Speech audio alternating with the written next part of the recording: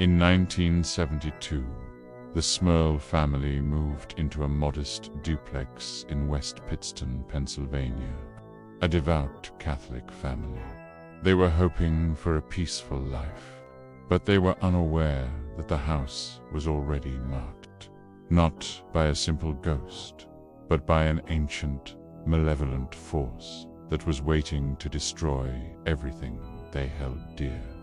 Their war against this evil would become one of the most terrifying and documented cases of demonic haunting in America. The Smurls were like any other family, seeking a fresh start in a new home. Jack and Janet, along with their children, settled into the duplex with high hopes and dreams.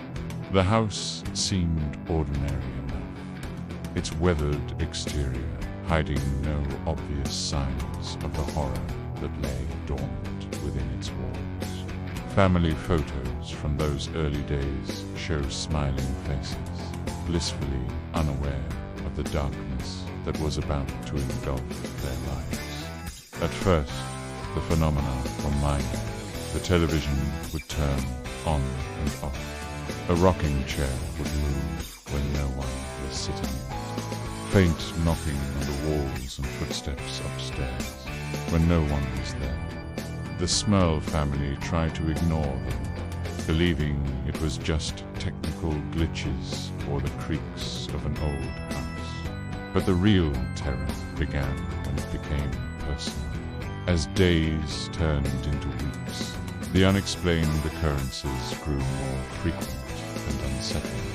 The family would wake to find objects moved or misplaced. Lights flickered without reason, and doors slammed shut on their own. The air would sometimes grow thick with an inexplicable chill, even on the warmest summer days. The Smurls, clinging to rational explanations, tried to brush off these incidents as mere coincidences or tricks of the mind. But the entity was no longer content with moving objects. It began to attack the family directly. Jack Smurl was hit by an invisible force, leaving a bruise. Janet Smurl reported being sexually assaulted by something unseen, an ultimate violation. Their daughter Shannon was threatened by a guttural, vulgar voice. A disgusting, foul odor would appear and disappear mysteriously. It wasn't just haunting the house. It wanted to destroy the family. The attacks escalated with a terrifying intensity. Jack would wake up covered in scratches and bruises, with no memory of how they appeared.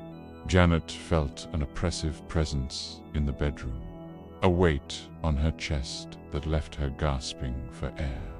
The children were tormented by nightmares, so vivid they refused to sleep alone. The family's pets cowered in corners, their eyes fixed on unseen horrors. The malevolent force seemed to feed on their fear, growing stronger with each passing day. Objects flew across rooms with violent force, shattering against walls. Loud bangs echoed through the house, so powerful they cracked the plaster. Shadow figures darted at the edge of vision, always vanishing when directly confronted. The Smurl home had become a battleground, and the family was losing the war. In desperation, the Smurl family turned to the exorcist Reverend Robert McKenna, and later to Ed and Lorraine Warren.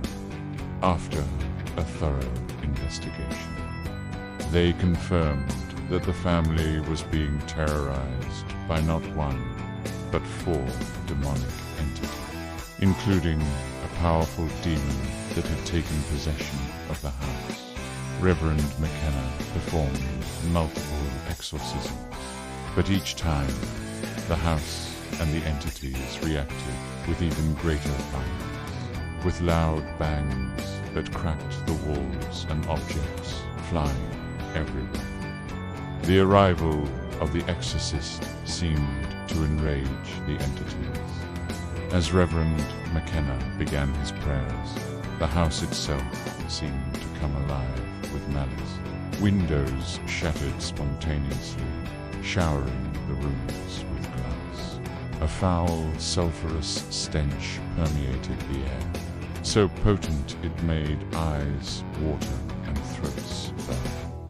The temperature plummeted, frost forming on the inside of windows despite the summer heat outside. Ed and Lorraine Warren, renowned demonologists, arrived to lend their expertise. Their presence seemed to provoke the entities further. During their investigation, they witnessed objects levitate and fly across rooms. Electronic equipment malfunctioned inexplicably. Lorraine, sensitive to spiritual energies, was overwhelmed by the malevolent presence, describing it as one of the most powerful and evil forces she had ever encountered. The exorcisms that followed were battles of epic proportions. As Reverend McKenna intoned the ancient rites, the house shook as if caught in an earthquake. Furniture toppled, pictures flew off walls, and a cacophony of inhuman screams filled the air. The Smurl family huddled together, terrified but determined, as the holy water and blessed objects seemed to sizzle and steam upon contact with the walls and floors. But the demons would not be easily banished. Each exorcism seemed to provide temporary relief, only for the activity to return with renewed fury. The entities mocked the holy men, mimicking their voices and twisting their words into blasphemous parodies. It became clear that this was no ordinary haunting, but a deeply entrenched evil that had claimed the house and the family as its own. After years of being terrorized, the Smurl family finally fled the house, but the demon refused to let them go. The paranormal phenomena continued in their new home, proving that the entity had attached itself to them. This wasn't just a haunted house, it was a curse that had latched onto the family. They believed the demon had been summoned by a dark magic ritual that had taken place in the area, and that it had found a family to torment. The Smurl's escape was frantic and desperate. They packed what they could, leaving behind possessions tainted by years of supernatural torment. As they drove away from the house that had become their prison, they dared to hope that the nightmare was finally over. But their relief was short-lived. In their new home, miles away from West Pittston, the family began to experience familiar terrors. Objects moved on their own. The oppressive presence returned, bringing with it the same foul odors and unexplained noises. It became horrifyingly clear that the entities had followed them, latching onto the family like parasites, feeding on their fear and anguish. The realization that they could not escape the haunting was perhaps the most terrifying aspect of all. The Smurls had fled their home, left behind their possessions, and still the evil persisted. It raised chilling questions about the nature of these demonic forces. Could a malevolent spirit truly attach itself to a person rather than a place? And if so, how could one ever hope to break free from such a curse?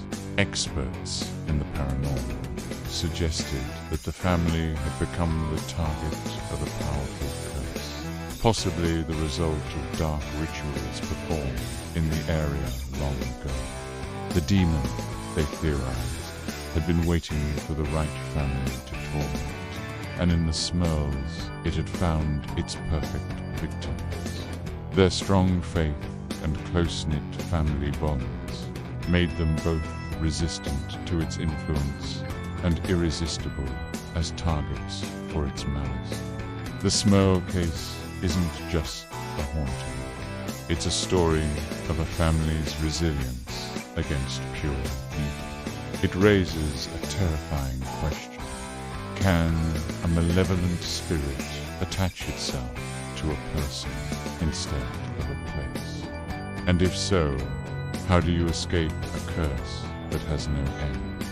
The horror of the Smurl family is a chilling reminder that sometimes you don't have to believe in demons for them to exist. They might be waiting for you right in your own home. As the years passed, the Smurl family continued their battle against the unseen forces that plagued them. Their story became a cautionary tale, a reminder of the potential darkness that can lurk behind the facade of ordinary life. Today, the original Smurl house stands as a silent sentinel, its unremarkable exterior belying the horrors that once unfolded within its walls. The Smurl family's ordeal serves as a haunting testament to the resilience of the human spirit in the face of unimaginable terror. It challenges our understanding of the supernatural and forces us to confront the possibility that there are forces in this world beyond our comprehension. For those who hear their story, the question remains: if it happened to the Smurls, could it happen to anyone? In the quiet moments of the night, when shadows seem to move of their own accord, the legacy of the Smurl haunting continues to send chills down the spines of all who dare to contemplate its implications.